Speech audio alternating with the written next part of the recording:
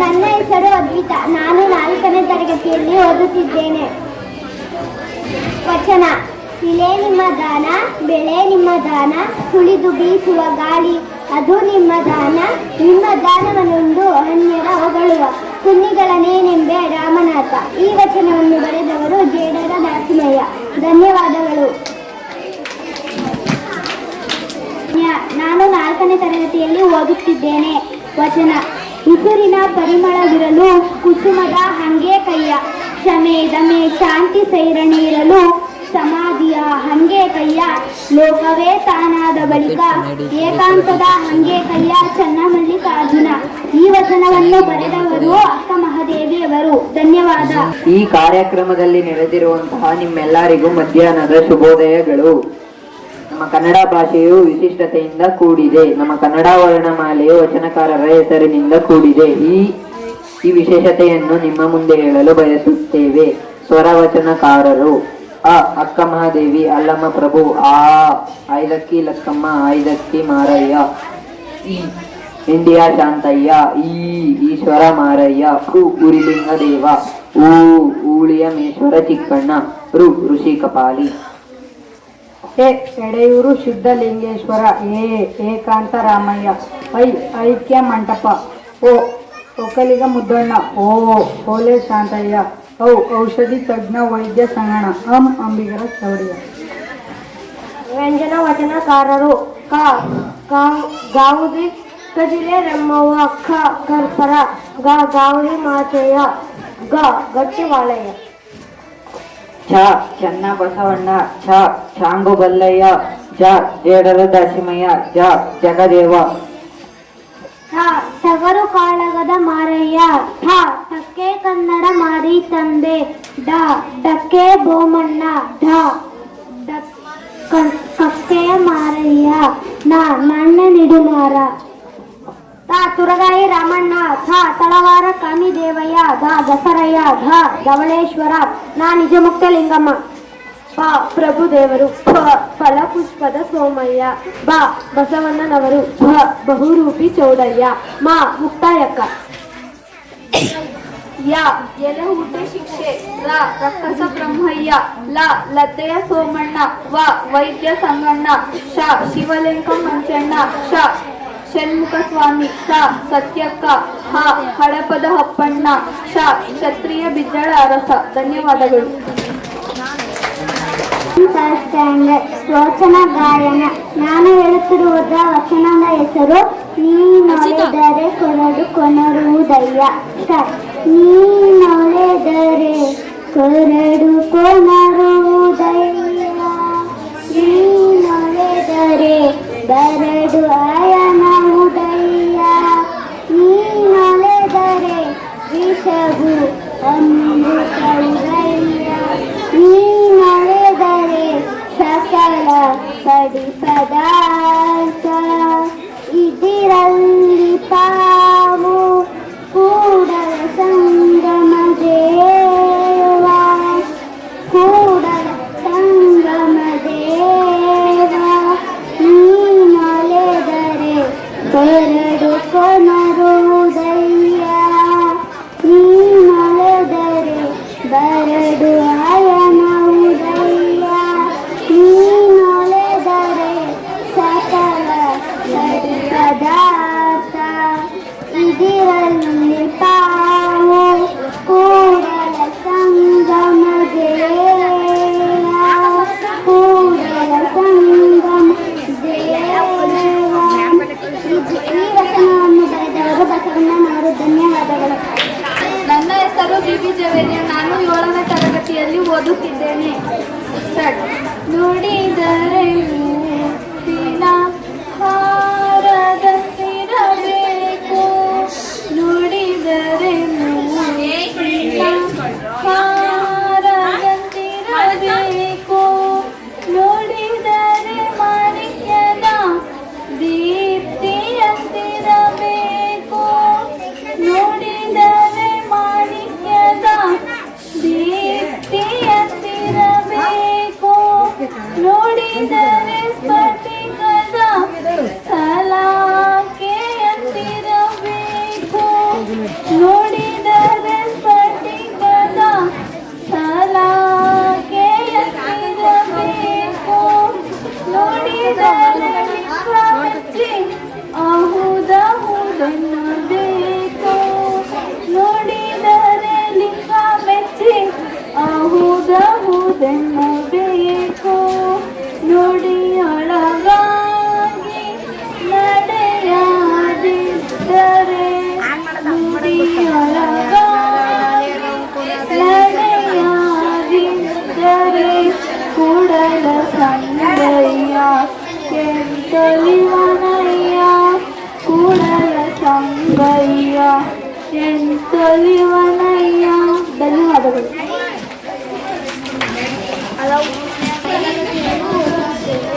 ಅಕ್ಕ ಮಹಾದೇವಿಯವರ ವಚನ.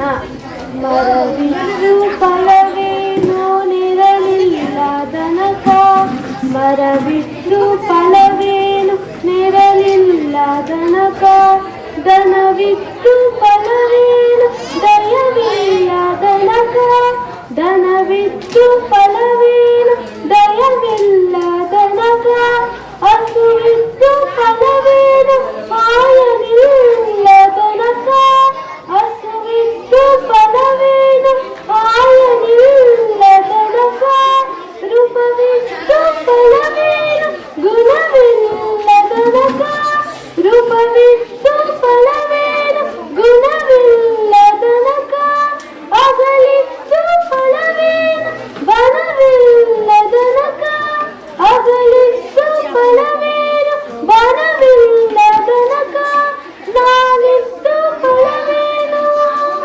ನಾನಿದ್ದು ಫಲವೇನು ನಿಮ್ಮ ಜ್ಞಾನವಿಲ್ಲ ದನಕ ನಾನಿದ್ದು ಫಲವೇನು ನಿಮ್ಮ ಜ್ಞಾನವಿಲ್ಲ ದನಕ ಚೆನ್ನ ಮಲ್ಲಿಕಾರ್ಜುನ ಚೆನ್ನ ಮಲ್ಲಿಕಾರ್ಜುನ. ಧನ್ಯವಾದಗಳು. ತರಗತಿಯಲ್ಲಿ ಓದುತ್ತಿದ್ದೇನೆ. ತನು ಕರಗದವರಲ್ಲಿ ಪುಷ್ಪವ ಮಲ್ಲೆಯಯ್ಯ ನೀನು ತನು ಕರಗದವರಲ್ಲಿ ಪುಷ್ಪವ ಮಲ್ಲೆಯಯ್ಯ ನೀನು ಮನ ಕರಗದವರಲ್ಲಿ ಗಂಧಾಕ್ಷತೆಯ ನಲ್ಲಯ್ಯ ನೀನು ಅರಿವು ಕಣ್ತೆರೆಯವರಲ್ಲಿ ಆರತಿಯ ನಲ್ಲಯ್ಯ ನೀನು ಅರಿವು ಕಣ್ತೆರೆಯವರಲ್ಲಿ ಆರತಿಯ ನಲ್ಲಯ್ಯ ಅರಿವು ಕಣ್ತೆರೆಯದ ಆರತಿಯ ನಲ್ಲಯ್ಯ ನೀನು ಪರಿಣಾಮಿಗಳಿಲ್ಲದರಲ್ಲಿ ನೈವೇದ್ಯ ಬಾನಲ್ಲಯ್ಯ ಹೃದಯ ಕಮಲವಿಲ್ಲದರಲ್ಲಿ ಇರಲೋಲ್ಲಯ್ಯ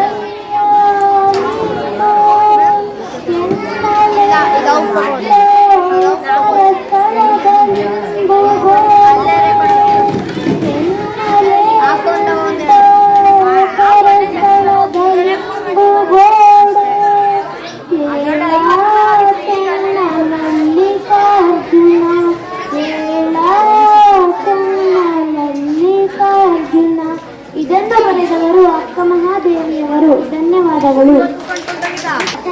ಆಡುತ್ತಿದ್ದೇನೆ. ವಂಚನಕ್ಕೆ ಕೈಯಾನದ ಭಾಷೆ. ಬಡ್ಡೆಯಲ್ಲಿ ಒಂದು ಒತ್ತರ ಬಿದ್ದಿದ್ದರೆ ನಾನು ಕೈ ಮುಟ್ಟಿ ಎತ್ತಿದರೆ ನಿಮ್ಮ ಆಣೆ ನಿಮ್ಮ ಪ್ರಥಮ ರಾಣೆ. ಅದೇನು ಕಾರಣವೆಂದರೆ ನೀವಿಕ್ಕಿದ್ದ ಭಿಕ್ಷದ ಲಿಪ್ಪೆನಾಗಿ ಇಂತಲ್ಲದೆ ನಾನು ಒಳಿಮನವ ಮಾಡಿ ಪರದ್ರವ್ಯಕ್ಕೆ ಆಸೆ ಮಾಡಿದೆನಾದರೆ ನೀನಾಗಲೇ ನನ್ನ ನರಕದಲ್ಲಿ ಅಜ್ಜಿ ನೀನೆದ್ದು ಹೋಗ ಸಂಬುಜಕ್ಕೇಶ್ವರ. ಈ ವಚನವನ್ನು ಬರೆದವರು ಸತ್ಯಕ್ಕನವರು. ಈ ವಚನದ ಭಾವ ಅರ್ಥ ಸತ್ಯಕ್ಕನವರು ಈ ವಚನದಲ್ಲಿ ನಾನು ಸತ್ಯದ ಕೆಲಸವನ್ನು ಮಾಡಿ ಪ್ರಸಾದ ಸ್ವೀಕರಿಸಿದೆ ಎನ್ನುತ್ತಾರೆ.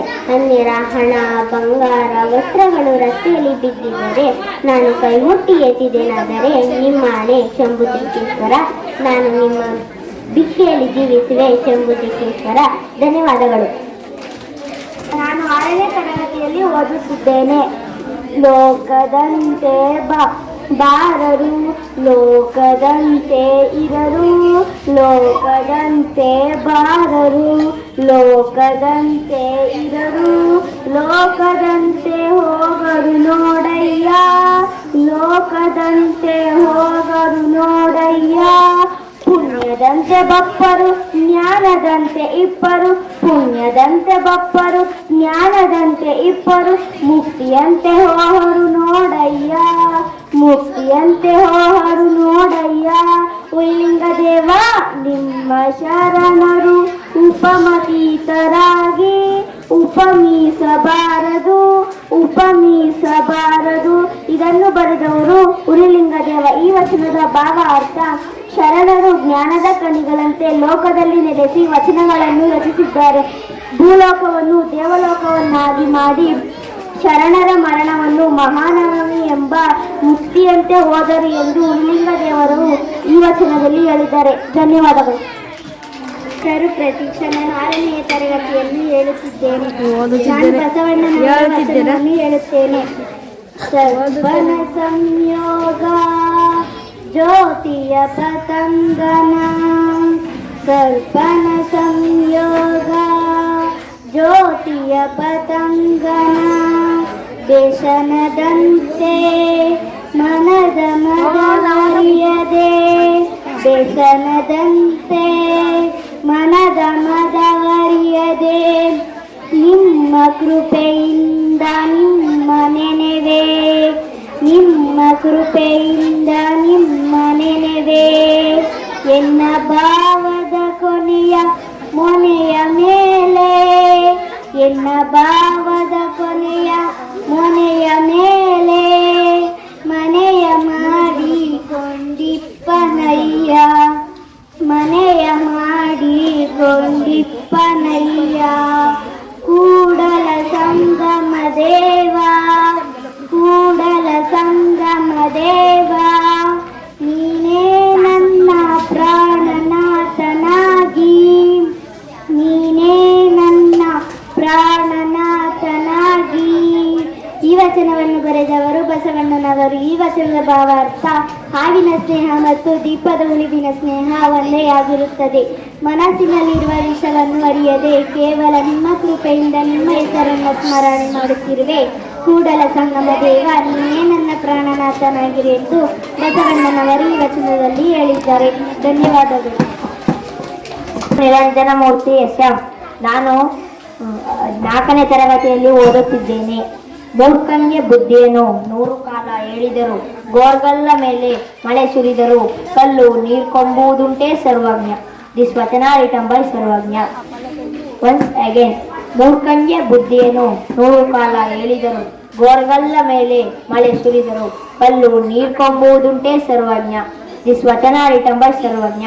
ಈ ವಚನದ ಭಾವಾರ್ಥವೇನೆಂದರೆ, ಬಂಡೆಯ ಮೇಲೆ ಮಳೆ ಸುರಿದರು ಬಂಡೆಯು ಹೇಗೆ ನೀರನ್ನು ಹೀರಿಕೊಳ್ಳುವುದಿಲ್ಲವೋ ಹಾಗೆಯೇ ಮೂರ್ಖನಾದವನಿಗೆ ಬುದ್ಧಿಯನ್ನು 100 ವರ್ಷಗಳು ಹೇಳಿದರು ಒಂದಿಷ್ಟು ತನ್ನ ತಲೆಗೆ ಹೋಗುವುದಿಲ್ಲ ಎಂದು ಸರ್ವಜ್ಞನವರು ಹೇಳಿದ್ದಾರೆ. Thank you. ತರಗತಿಯಲ್ಲಿ ಓದುತ್ತಿದ್ದೇನೆ. ನಾನು ನುಡಿಗಳು ಚೊಡೆಯುವಾಗ ವಚನವನ್ನು ಹೇಳುತ್ತಿದ್ದೇನೆ.